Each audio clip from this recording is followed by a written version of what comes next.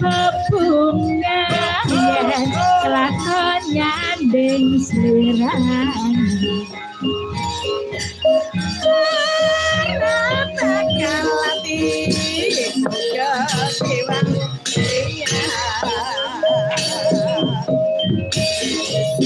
sipot yang anut hati kebangan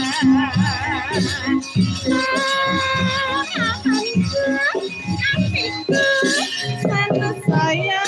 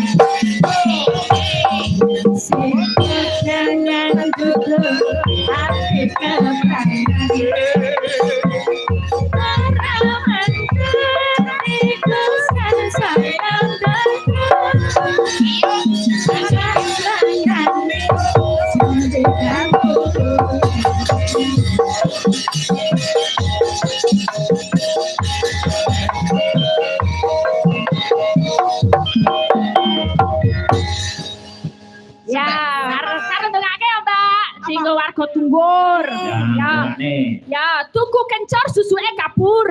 Apa wae? Tuku kencur. Warga Tunggur muga-muga tambah makmur. Ayo. Tuku kencur dikreseki. Warga Tunggur muga-muga oke rezeki. Kenapa kencure dikapakno? Iku dituku kencur. Ya. Ayo. Tuku kencur cacahe 6. Mugi warga Tunggur tansah ayem tentrem. Amin. Awak kencure diapakno? Aku ora nganggo kencur. Ora nganggo kencur, ora nganggo bubur. Ora. Aku gawe bubur. Piye cara nganggo kencur nganggo kencur nganggo bubur. Sik rumangsaku ki mau aku ora ngomong kencur kok iso ngomong bubur. Tuh ngombe bubur ketane. Bubur kok diombe. Ya ngombe kencur. Pangan bubur. Nah. Ngombe. Mangan bubur ketane ireng. Dulur Tunggur sing wedok muga-muga meteng bareng. Kocok kare meteng bareng. Kok repot Bu Bidane. Ngomongi sapa repot, ketok ndase didelepne neh.